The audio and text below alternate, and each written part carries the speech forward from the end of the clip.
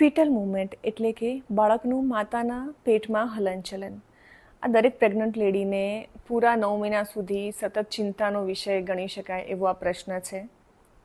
તો ideally first ટ્રાઇમેસ્ટરમાં ફીટલ movement શરૂ થઈ જતી હોય છે, પરંતુ એ ફ્લિકરિંગ ટાઈપની હોય છે, માટે પેશન્ટને ફીલ નથી થતી.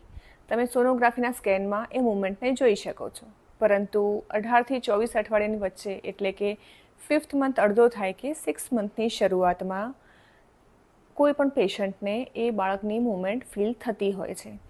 અને સમય જતાં જ્યારે બાળકનો મેક્સિમમ ગ્રોથ થઈ જાય અને એની પોઝિશન ફિક્સ થઈ જાય ત્યારે ગ્રેજ્યુઅલી આ મૂવમેન્ટ થોડી ઓછી થતી હોય છે.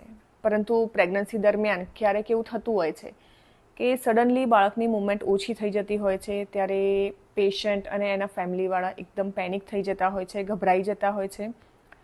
આ થોડા ઘણા અંશે ચોક્કસ ચિંતાનો વિષય કહી શકાય, પરંતુ બિલકુલ પેનિક થવાની જરૂર નથી. તમે તરત જ કંઈ ખાઈ લેવું જોઈએ, ગ્લુકોઝનું પાણી પીવું જોઈએ, કોઈ શરબત પી લેવું જોઈએ અને થોડી રાહ જોવી જોઈએ. જો મૂવમેન્ટ પ્રોપર થઈ જાય તો તમારી અનુકૂળતાએ તમે તમારા ગાયનેકોલોજિસ્ટને કન્સલ્ટ કરી શકો છો. પરંતુ ગ્લુકોઝ લીધા પછી, થોડું ખાધા પીતા પછી અને રાહ જોયા પછી પણ જો આ મૂવમેન્ટ ઓછી લાગે તો તમારે તરત જ તમારા ગાયનેકોલોજિસ્ટને કન્સલ્ટ કરવું જોઈએ.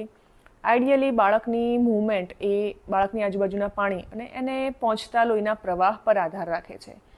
તો તમારા ગાયનેકોલોજિસ્ટ પાસે જઈ અને અલ્ટ્રાસોનોગ્રાફીમાં દરેક વસ્તુ ચેકઅપ કરાવવું જોઈએ.